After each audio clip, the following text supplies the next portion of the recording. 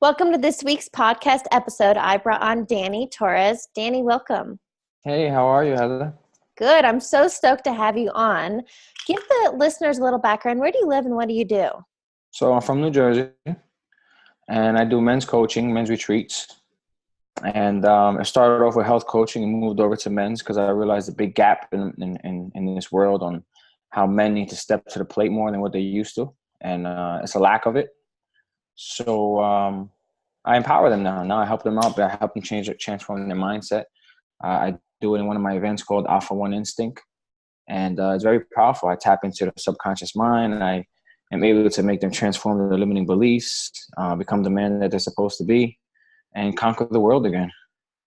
You know what's interesting about this topic? I've had actually a couple interviewees about this exact same thing, that men stepping more into their authenticity, men being that masculine energy, men exuding, I don't know, their power. So what do you think happened to men that they kind of just got comfortable?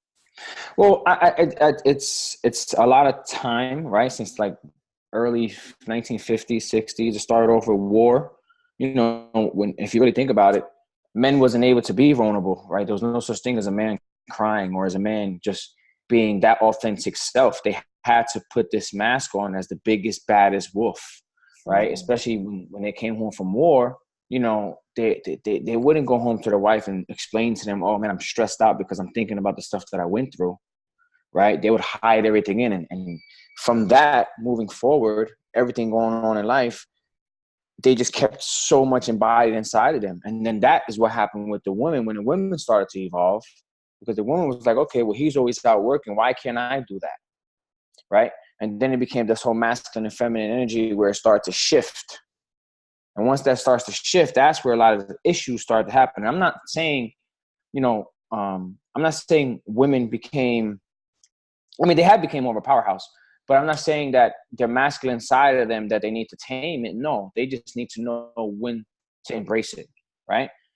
Same thing as a man. A man needs to understand when to embrace his masculine side, when to embrace his feminine side. The man's feminine side is his vulnerability side, and a lot of men, we lost that authenticity coming up in society, if you look at schools now, even remember when we was in elementary school playing dodgeball, right? They don't even allow you to play dodgeball anymore. And then they want to give you certificates and trophies for everything, saying that you win. No, first, second, third, 10th place, you get a trophy. Like, that's a bunch of bullshit.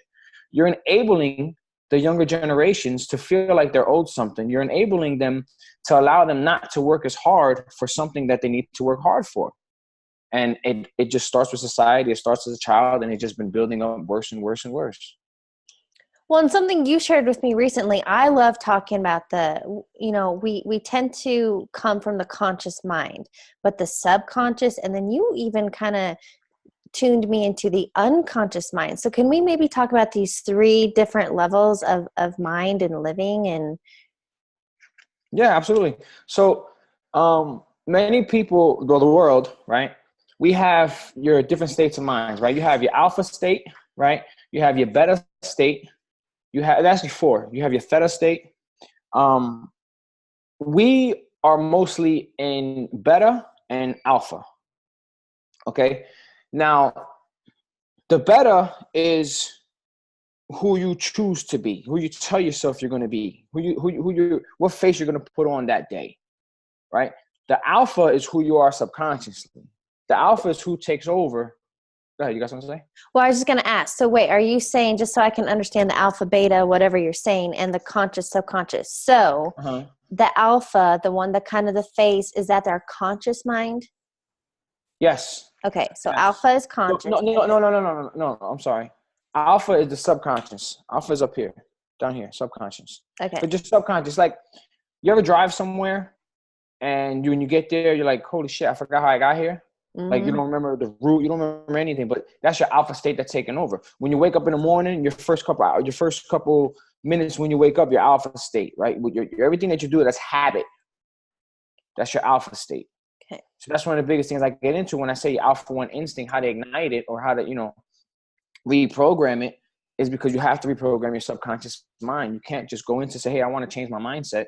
when you have to go deeper than that. You got to understand the underlying value of an underlying key points to where, how do I go about that? Where does it come from, right? You have to understand the conscious mind in order for you to tap into anything. You have to understand what it does.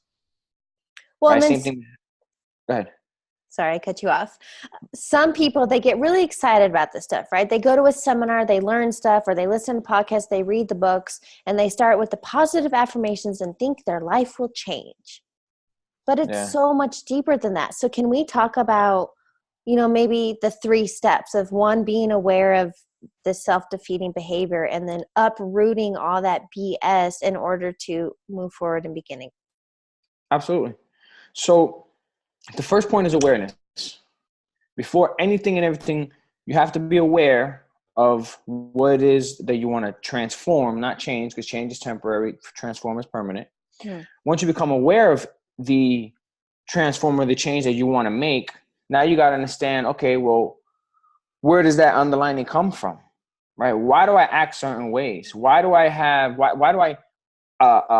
does my emotion react to certain words or certain, things that happen in my life? Or one of the things that I use a lot is buttons. You know how they say, oh, they know how to push a button, right? That's a bunch of bullshit.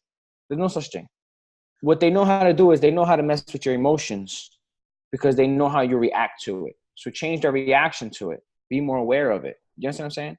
Well, but what about, I understand the pushing buttons. What about when somebody says understanding your triggers?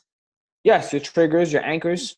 Okay. I use your anchors because what I do is we'll tap into you can use the word triggers at first. Some people don't understand the word anchor, but we re-anchor new programming. So you got to understand first with the mindset, right? You have to understand your negative self-talk, right? And I don't mean just negative self-talk as in, saying things that keep you from moving forward, but this is self-talk that you do when you don't realize it. This is the unconscious level, right? You got the subconscious, the unconscious, and the conscious. So this is the unconscious level where it's just like, what's going on? Why do I think like this? And then it starts to get deeper, and you could just be talking to somebody and then your mind drifts off and you're thinking about something so crazy. Like people that suffer from anxiety, right? And I speak that because I did. Now sometimes, holy shit, I'm about to have a heart attack. No, you're not having a heart attack, bro. It's in your head, right? When you become more aware of that, now what I do is I laugh. I made myself laugh. I put a new anchor every time I feel this. It's not anxiety. I call it excitement. I changed the language, right? So the negative self-talk was anxiety. First, I changed the language, which become excitement. And then I start to laugh from the excitement, from me feeling that feeling. So every time it does happen, I don't stress no more. My heart doesn't go crazy. It's just like, okay, whatever, just laugh it off, right? So that's part of the awareness. That's part of understanding what it is and reprogramming what it is. And then to go further into that, like let's say with habits, the biggest problem people want to change is their habits, because habits create your life, right? So you just got to make a commitment today for tomorrow, right? Like today's commitment should be tomorrow. You spoke about the affirmations. Yeah, that's great. That's great to do. But don't repeat 1,000,000 of them every day. Be specific. I would do 5 to 10 a day and do it for a whole week straight, right? There's an app. It's called Think Up, right? I give that to a lot of my clients. I tell them to download that app. So that app is about affirmations. So you can record yourself saying these affirmations and set the alarm. So when you wake up in the morning, I do it 2 times a day, morning or night or whatever time's good for you. And the alarm will go off, and all of a sudden you hear yourself talking to yourself saying these affirmations. You understand that? Can you give examples of these affirmations? What does that mean if somebody's unsure? Well, let's say for women is the biggest one is I'm not enough, right? You are enough, right? So when you wake up, or if you want to record one of my affirmations, I am enough, right? I am a warrior. I am beautiful. And say these things, but say it with your expression in them, and then record it and allow the app to play it certain times a day. I mean, you could do it. I think it's like 4 or 5 times alarms that you could set in the app. I'm not sure. But you can set it where all of a sudden it hits you. And what happens is it starts to reprogram your mind. Now you start to rewire your system. Because now it's like, they say when you listen to things when you're sleeping, you're still working into your conscious mind. That's true. So now you're starting to rewire everything. But now it's not, don't listen to what people say. It's 21 days. to change a habit. No, it's 21 days to gain momentum for the habit. And then you got, it's another number out there. I think it's like 66 days, and that completely transformed the habit. Yes, you're getting there now. Become automatic. Now it's automated, and now you're like, okay, this is what it. Now you're not even thinking about doing it anymore, right? Now you want to change. Now let's work on a different habit. Something that you do you come in and when you wake up, you want to automatically work out or go to the gym or meditate. So break your morning habit very slowly. And the simplest things you can do, like let's say if you brush your teeth with your right hand, use your left hand, right? These little things opens up parts of your brain and you start to think differently. And it's going to break your habit. Now, they say, oh, what does that have to do with going to the gym? Or what does it have to do with meditating in the morning? Because you're breaking that one strongest habit that you've had since a child. Now your brain has no choice but to think of other things, and you're able to throw in the new habit that you want, and it picks it up a lot faster. Do you understand what I'm saying? How do you feel about the snooze button? I think it should be deleted from phones. I don't think it's good. I think when you wake up, you should get right up. I don't think, believe it or not, like me, and I know many people that do so. If you tell yourself, I want to wake up at 6 in the morning, you program your mind. You wake up at 6 in the morning without the alarm, right? Now there's times when you wake up in the middle of the night, right? 3 o'clock in the morning, for instance, and you're like, damn, I can't sleep. Just start writing. Get a piece of paper and start writing. Because a lot of people, when they get up, they try to fight themselves to go to sleep. And what do? The next hour and a half, you've got a million things going through your mind. You're trying to, why can't I go to sleep? What's this? What's going on? You start thinking about life. You start thinking about what I'm going to do tomorrow and what I did next week, what I did last weekend. Just get up and start writing. There's a reason why your unconscious level woke you up. Just write. Something's going to come. You're going to be like, holy fuck, and you're going to have an epiphany. Well, yeah, sometimes it's those times of days when the inspiration comes in or the thoughts you need for the next thing. I want to mention on the snooze button, Motivated by Brett. He's one of my faves. He's on Instagram and a friend of mine. But he said, if you wake up and you hit the snooze button, you've already lost the day. You're already 0-1. 100%. Because what happens is when you do that, you're allowing your mind to take control, not your spirit. Yep. Right? Let your spirit take control of your body. Let your spirit control everything that you do, and do everything like this. That first, but like Mel Robbins, right? The 5-second rule. Like I say, it's 3 seconds. Not even like as soon as you think of it, just fucking do it, man. Just do it. Your habits, your life, so much will change. Your gratitude. Make sure you show gratitude every single day. Every single day. And again, back to the 5 to 10 affirmations a day, or matter of fact, 5 to 10 things that you show gratitude for each day. That's a powerful thing too. That actually changes your emotions. That actually lifts everything up. You know how they do. The muscle testing, like to see if something's good for you. They stick your arm out and they do the muscle testing. You know what I'm talking about? Well, that's facts with everything that goes on internally. So you could do it it's hard to do it yourself, but you can have somebody hold your arm and just smile and do it, and then put a frown on and do it, and you'll see the weakness. You will see the weakness. So whatever your thought is your emotion, which is going to trigger up here with your limbic system, which you become more aware of. Okay, now I have to unlearn what I thought I knew, right? What I thought I learned before, in order for you to transform something.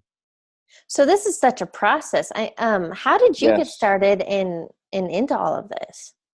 I got into it so I got diagnosed with leukemia 12 years ago. And the way I found out is because I bled to death in the hospital, and then they brought me back to life. And then they said I had 2 years to live. Actually, when I woke up, I was legally blind for about 12 hours. And then I got out of it the next day. And then they said, oh, you got 2 years to live and all this other crazy shit, right? And at first, I didn't think of it right then and there. But at first, I was like, yo, what the fuck is going on, right? So my mind is going everywhere. And fast forward, I started to train myself like, all right, Danny, you went through a lot of things in your life, right? From poverty to just many different things. I'm not going to go down that road right now, but if I can beat what I beat already and I'm still here, there's no way in hell I'm not going to beat this. But I had to figure out how, right? And I'm like, all right, the why is there. My children is there. The why is there. How? That's when I really started getting into this whole mindset thing. And like, okay, well, I want to go deeper. I want to go underlining. Where does mindset come from? Oh, okay, now it's the limbic system. What is the limbic system? Oh, okay, it controls the emotions and the behavior. And now what is that going? Then you go into neuroscience. And then, I mean, it just goes deeper and deeper. And there's so many layers of this. And then that's when I really started to figure out the alpha. That's when I named the program, and, you know, in the future, Alpha 1 Instinct, because when you figure out how to tap into your subconscious mind, right, your fight or flight, right? Because what happened was, during that phase of my life, I was living in fight or flight all the time. So being in fight or flight, I'm living in a high cortisol level. So my stress levels is always above 90%, which enables disease, which enables stress, which enables everything. So I had to figure out how can I control that naturally without none of this medication shit? Because I didn't like the chemo, and that's how I ended up stopped taking it, and I beat leukemia naturally, thank God. And like, I did this whole form transformation when it came from eating right, because foods also has a lot to do with your emotions. And one thing added to another. And that's when you really start to figure out, like, wow, okay, so different parts of your body, different emotions in your body. And I just got more and more and more and more intrigued. And like, I could tell you right now, okay, well, if you're feeling something up here, okay, well, that's your stress levels. If you're feeling something down here, okay, well, you're mad at something, right? You know, it's your body is a temple, man. Your body is so powerful. And I got into it because I had to save myself. And by me saving myself, now I save others, I help others. And that's the reason I'm still on this planet. Like God said, no, you're going to stay there, and you're going to empower and transform and help other people. So somebody who this is all new to, where would they even begin? Is it realizing, all right, I'm doing some self-defeating behavior, or this sabotage, negative self-talk? I mean, where do you kind of hone in and begin? I think the beginning part, like when I work with my clients, is we start off with self-talk, right? We start off with the negative self-talk to change your behaviors. Your negative self-talk is really delegating your life, right? So when you start to tap into that and the awareness of it, okay, now I'm more aware. When that used to happen, I used to get very upset. Okay, why did I get upset? What triggers that? Okay, now let me anchor something new to that feeling. And it takes time. Nothing happens overnight. It takes a lot of time. But you have to go into, like you said, you got to go into the behaviors and to negative self-talk, transform your language that you're speaking to yourself. People think it's so subtle, but it's not. Even the music that we listen to, you know, if you're listening to something so positive, so strong, right? You know, one of the biggest reasons why these motivational videos is out and there's so many views on them.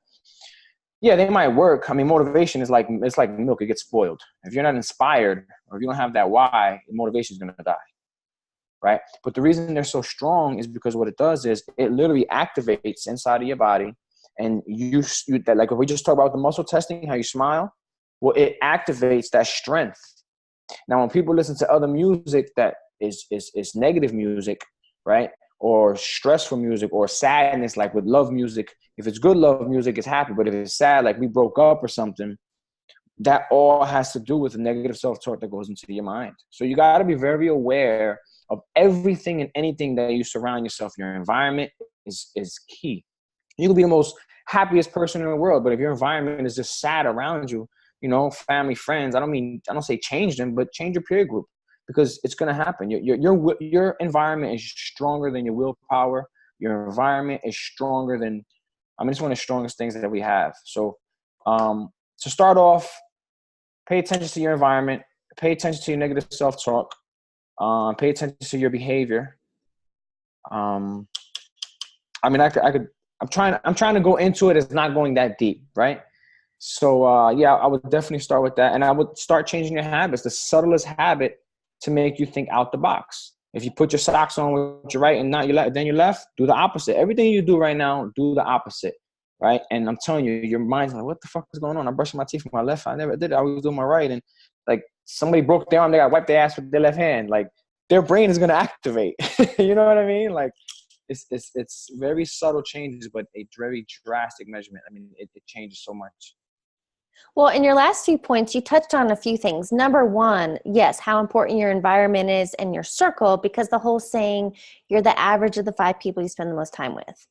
But also, I imagine you've seen the meme that says you can drink all the alkaline water, you can eat all the kale, you can listen to the podcast and read the books. But if your mindset's not right, none of that stuff matters. 100%. Yeah. 100%. All that stuff will just wash right off of you. 100%. So I have 2 books out. I have 3, but one I didn't publish. So I have 2 of them out. And then one of them is about the mindset. So it says Cancer, my unseen gift, right? But the bottom, it says how to unwrap a new mindset. So this book, it's about what I went through the first couple of chapters, but the rest of it is all about mindset. And then I have another one that I give to my male clients. And this one is called Embody Your Alpha, right? And it's your alpha spirit. And this one doesn't get sold. This one just goes to people that join my Alpha Brotherhood. And both of them are strong about mindset.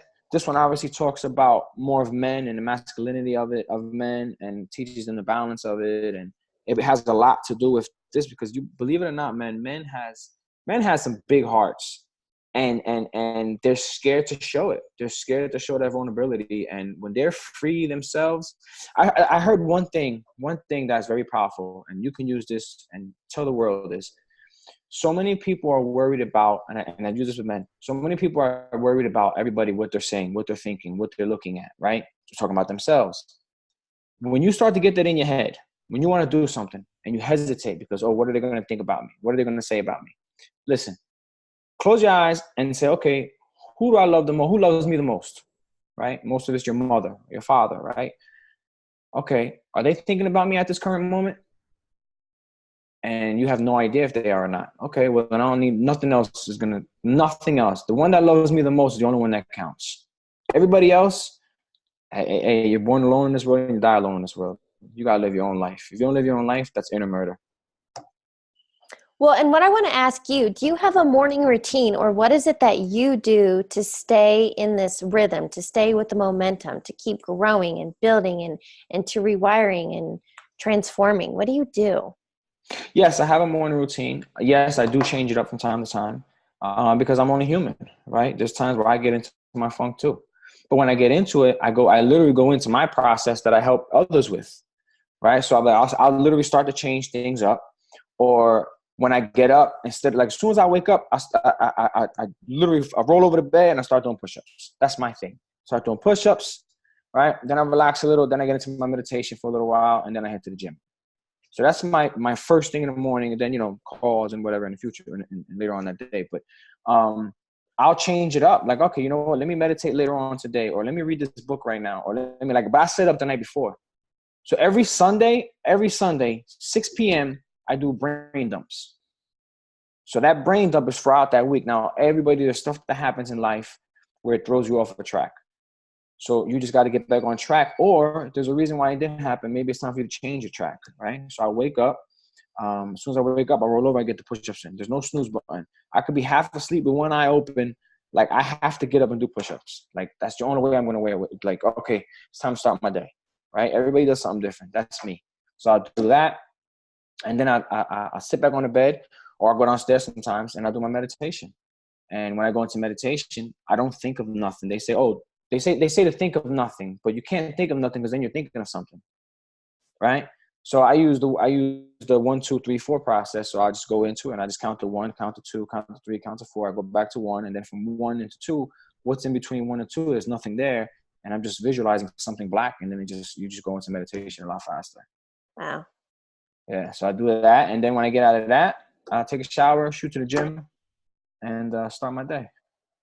Awesome. And what I found is most very successful people, even, the guys at the top, they all have a morning routine, because it's that consistent behavior that is key.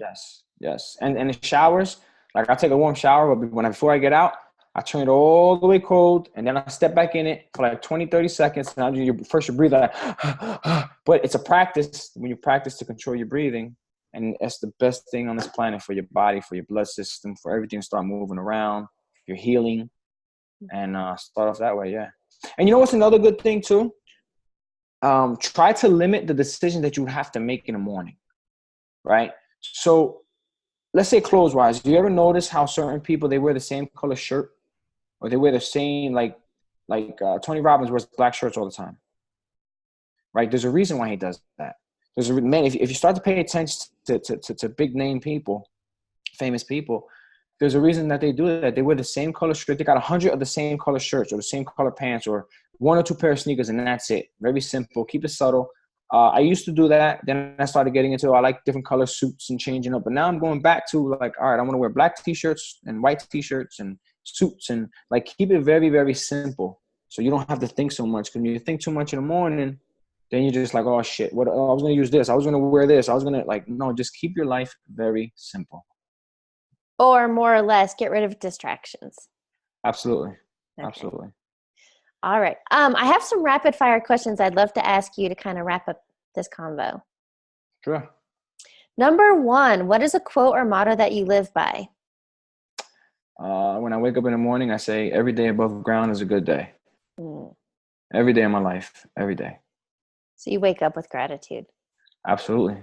Listen, there's people out there that doesn't have half of the stuff that you have, let alone a life, right? There's people dying in a deathbed every single day, and just look up and thank the Lord, I'm still here. Absolutely. So my first thing when I wake up, every day above ground is a good day. Awesome. What is a book you're currently reading or highly recommend? A book that I'm currently reading right now is Power versus Force. I've read this book about a year and a half ago, maybe, but now I actually have the Audible because I want to listen to it again. It's very powerful book. I actually just received that, but it's on my stack of books about this high that I need to get through. So what's a quick summary? What is that about? It's a lot about inside. It's a lot about psychology. It's a lot about your thoughts. It's a lot about how you can program yourself differently. It's a lot about energy. We are energy. So it's powerful. You definitely need to read it. Give me five of your next books, and I'll tell you which one to read first, because I read a lot. I try to do 1 or 2 books a week, so I read a lot. I read one, and then I do an Audible. So my Audible is when I'm driving or when I'm in the gym, and then my book is most time at nighttime, about an hour a night. I'll send you a picture, Danny. It's a lot. Okay. And finally, what advice would you give your younger self? To not believe everything. To when someone tells you something, make sure you go out and do some homework doing it, right? And don't just take the first word for it. And live your life with an open mind, because the hardest thing to learn is to unlearn what you thought you knew. Powerful. Thank you. Danny, thank you so much for joining me. Thank you so much for having me.